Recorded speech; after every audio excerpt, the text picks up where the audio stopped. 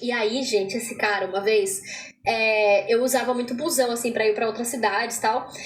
E uma vez eu fui pra São Paulo, né, passar o final de semana, e aí eu voltei no último busão. Então era tipo 10 horas da noite, eu tava pegando o busão. E o busão de São Paulo pra. O busão de São Paulo pra cidade que eu morava, nesse horário da noite, ele vinha muito vazio. Muito, muito, muito vazio. Então era assim, poucas pessoas, sabe? E ele ia parando em várias cidades, então cada vez menos gente tinha. Aí, e ele também, quando ele parava pra deixar a gente, ele pegava a gente em outras cidades, né? Não sei se deu pra entender, mas quem anda de busão vai entender o que eu tô falando, entendeu? O busão vai fazendo pausas em outra cidade e desce gente e também sobe gente, entendeu? Pra chegar no destino final. Enfim. Eu morava onde? Interior de São Paulo. Lá perto de Sorocaba. Aí, eu tava nesse busão, pá, sentadinha ali de boa, e o busão estava vazio. Vazio, assim, sabe? Uma outra pessoa. Quando para numa cidade, uma antes da minha, quem que entra no busão? Quem que entra no busão 10 horas da noite?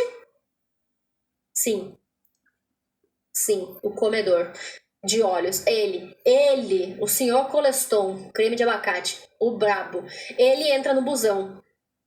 E aí, mano, ele entrou e, tipo, o busão tava vazio. E aonde que ele sentou? Do meu lado. Do meu fucking lado, velho. Do meu lado com o busão vazio. Vazio. E até aí, né, tipo, ele veio querendo puxar uns assuntos e eu, tipo, tava ouvindo música. Eu fiquei meio que, sabe quando você, tipo, meio dá uns cortes assim? Eu fiquei, mexendo no celular assim, dando uns cortezinhos, ouvindo música, e ele lá, tentando puxar assunto.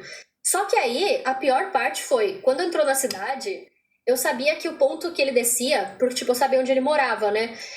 O ponto que ele descia era, tipo, o primeiro ponto da cidade. Então, a hora que o busão entrou na cidade, era pra ele descer. E o ponto que eu desci era, tipo, 4 pontos depois. Cara, passou o ponto dele, ele não desceu. Aí o busão continuou, eu falei, gente, ele passou do ponto. Será que ele vai descer junto comigo? À noite, eu ia embora, tipo, eu ia descer no ponto do busão, eu ia embora a pé pra minha casa. E aí, eu fiquei com muito medo, porque era, tipo, muito à noite, sem movimento nenhum, sabe? Aí eu comecei a ligar pra minha mãe, mandei mensagem pra minha mãe, falei, mãe, ele literalmente passou do ponto. Aqui, pinto, chegamos. Aí eu falei, mãe, vem me buscar aqui de busão. Eu sei que é tarde, eu sei que você já tá deitada, mas por favor, por favor, me busca, porque eu tô achando muito estranho. E aí, minha mãe foi me buscar, essa foi a sorte. Então, assim, quando o busão chegou no meu ponto, o carro da minha mãe tava lá. Mas, cara, ele passou o primeiro ponto, ele passou o segundo, ele passou o terceiro e ele desceu junto comigo. Ele desceu junto comigo, cara. Eu fiquei com muito medo, gente, porque ele era muito bizarrão. E aí, a hora que eu desci, assim, minha mãe tava com o carro, aí eu entrei com o carro, no carro dela e fui embora. Mas eu fico pensando, tipo, por quê, entendeu?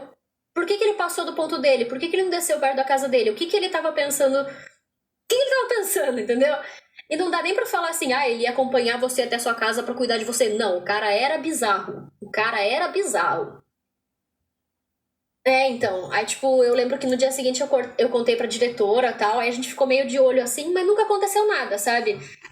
Depois ele voltou a pé. Voltou.